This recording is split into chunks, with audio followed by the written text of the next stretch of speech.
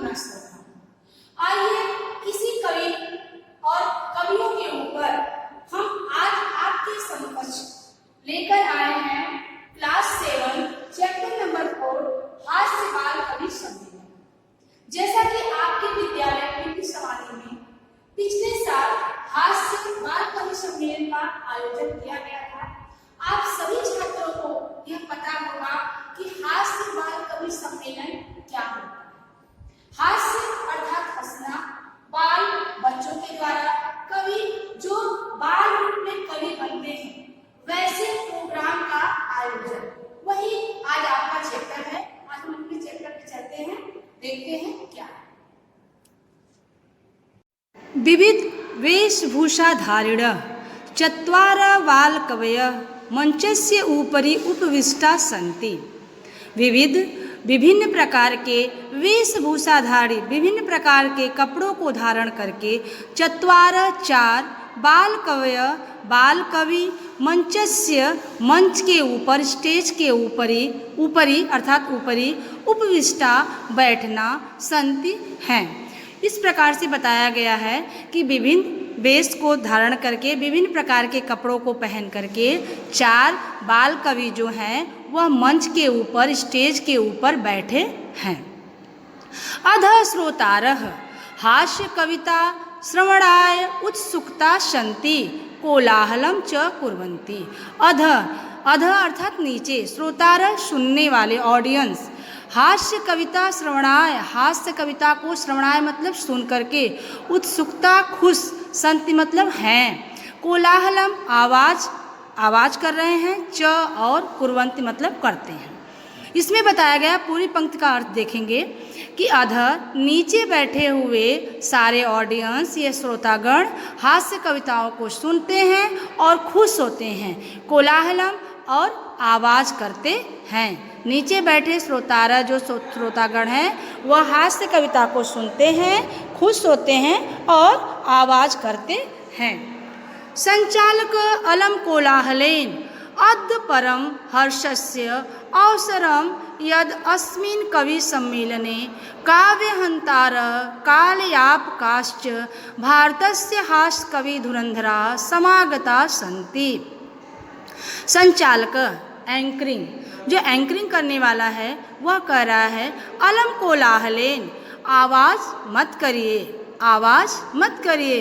अलम अर्थात मत, कोलाहलम मतलब आवाज, आप लोग आवाज मत करिए। अद्य आज, परम मतलब बहुत ही, हर्षस्य खुशी, अवसर समय, आज बहुत ही खुशी का समय है। यद अस्मिन इस समय कवि सम्मेलन, इस समय जो कवि सम्मेलन है, काव्यहंतारः, काव्यहंतारः का अर्थ यहाँ पे दिया गया है काव्य, जैसे कि जो कविताएं होती हैं उन कविताओं से ऐसी उल्टी सीधी बातें करना जिनको सुन करके पब्लिक हंसे, जो भी ऑडियंस है वो हंसे।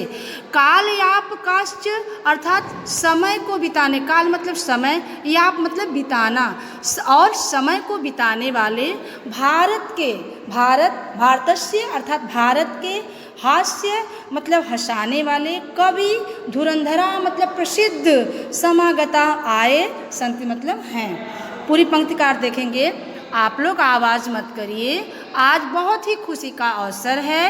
इस कवि सम्मेलन के अवसर पर कविताओं का हनन करने वाले, समय को बहुत ही अच्छे से बिताने वाले या व्यतीत करने वाले, जो हमारे समय है वो बहुत ही अच्छे से बीत जाता है जब हम कविताओं को सुनते हैं तो।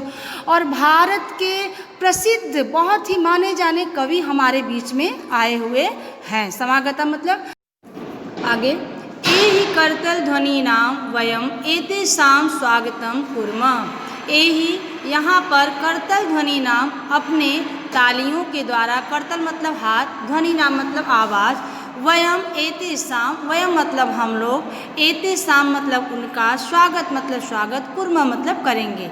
आइए अपनी तालियों के द्वारा हम लोग उन सारे कवियों का स्वागत करते हैं।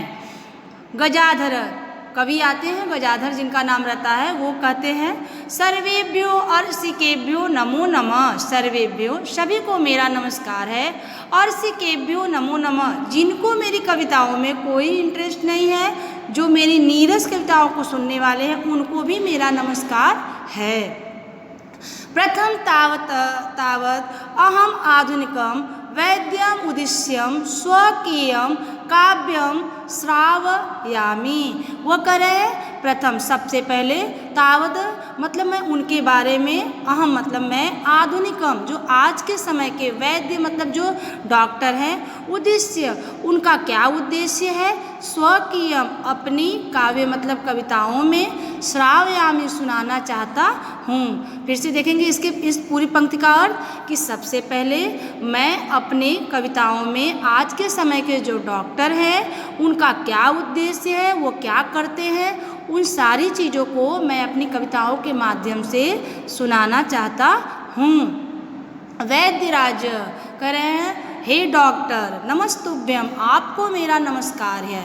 यमराज सहोदर, यमराज अर्थात जो प्राण को लेके जाते हैं, राज सहोदर, सहोदर मतलब भाई, आप जो डॉक्टर हो आप यमराज के सहोदर हो, भाई हो, आपको मेरा नमस्कार है। यमस्तु हरित प्राणान वैद्य प्राणान धनानि च।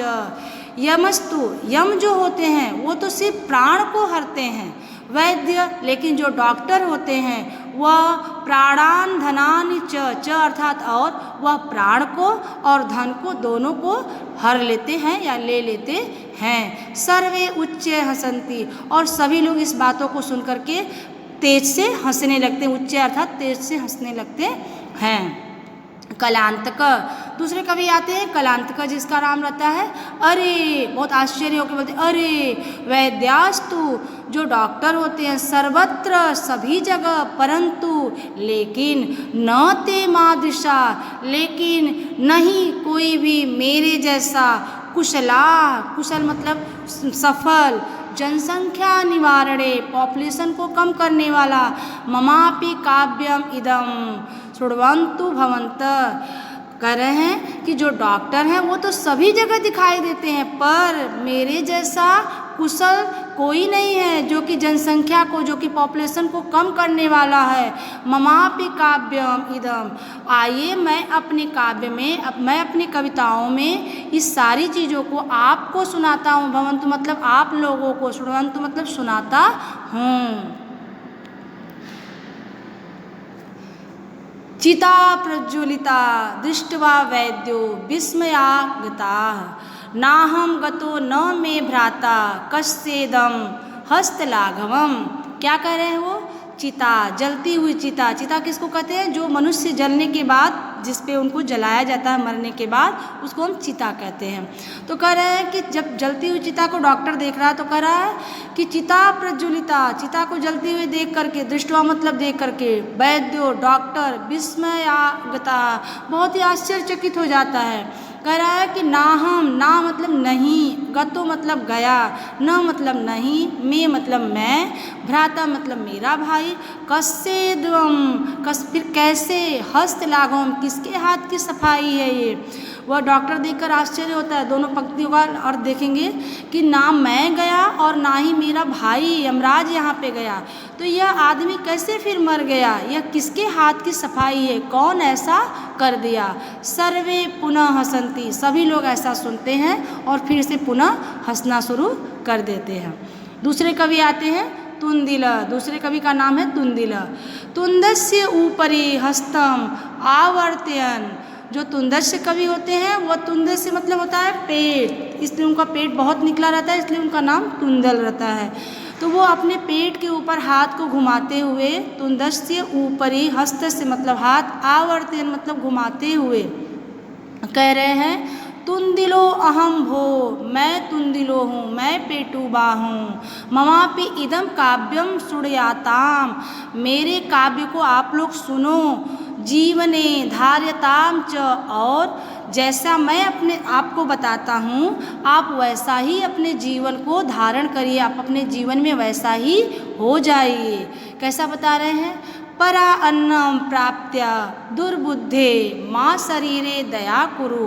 परा अन्नम अर्थात दूसरे का दिया हुआ अन्न, परा दूसरा, अन्न अर्थात दिया हुआ, दूसरे का दिया हुआ भोजन प्राप्त यदि हमें प्राप्त होता है, दुर्बुद्धि वो लोग कम बुद्धि वाले होते हैं, जो माँ शरीरे दया करो, जो ऐसा बोलते हैं नहीं नहीं अब मुझे नहीं खाना है, अब मेरा पेट भर गया है। जब कोई दूसरा खाना देता है तो उस पर अपने शरीर के ऊपर दया बिल्कुल नहीं करनी चाहिए, और अगर जो दया करता है वो कम बुद्धि वाला होता है, इसलिए दया नहीं करना चाहिए और पूरा भरपूर उसको खा लेना चाहिए, पेट भर जाए उसके बाद भी। परा अन्नम दुर्लभम लोके शरीराणि पुनः पुनः। परा अन्नम दूसरे का दिया हुआ, दुर्लभम मतलब नहीं मिलता है, लोके अर्थात संसार, शरीराणि मतलब शरीर, पुनः पुनः मतलब बार बार। दूसरे का दिया हुआ अन्न हमें बार बार नहीं मिलता है, शरीर तो हमारे जो संसार में है वो बार बार आएगी, तो ऐसा वो कहते हैं। कहने के बाद उनकी सब बातें सुनते हैं। सर्वे पुनः अट्टहासम कुर्वन्ति, और सभी लोग पुनः खूब तेज से हंसने लगते हैं। नेक्स्ट लेक्चर में आपका नेक्स्ट वीडियो।